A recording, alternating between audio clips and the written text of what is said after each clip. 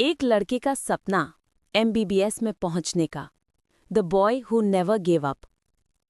दिल्ली जैसे व्यस्त और भागती दौड़ती नगरी में एक छोटी सी गली के किनारे राजेश सब्जियों की दुकान लगाता था।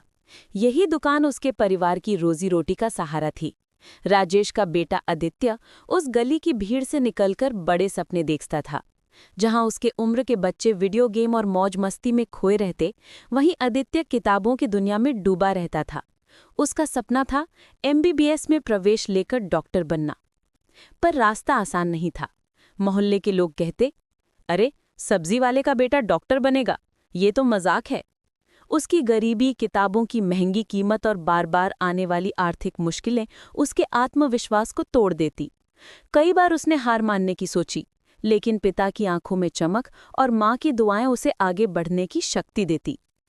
स्कूल का विज्ञान शिक्षक मिश्रा सर आदित्य के संघर्ष को समझते थे। उन्होंने अपने पुरानी मेडिकल गाइड, नोट्स और अतिरिक्त समय देकर आदित्य को पढ़ाना शुरू किया। वे कहते, सपने वही पूरे होते हैं जिनके लिए नींद त्यागनी पड़े। सर के मार्गदर्शन ने आदित्य के भीतर एक नई ऊर्जा भर दी। पहली बार परीक्षा में आदित्य पास न हो पाया। उसके सपने चकनाचूर होते दिखाई दिए। उसने खुद को कमरे में बंद कर लिया, पर तभी उसे पिता की थकी आवाज सुनाई दी। बेटा, सब्जी बेचना आसान नहीं है, पर मैंने कभी हार नहीं मानी।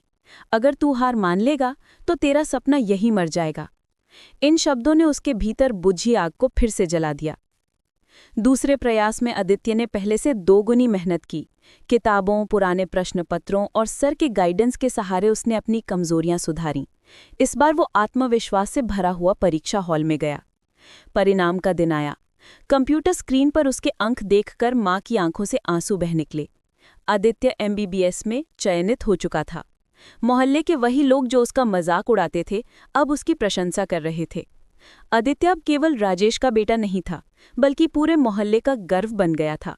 उसने साबित कर दिया कि गरीबी कभी सपनों की उड़ान नहीं रोक सकती।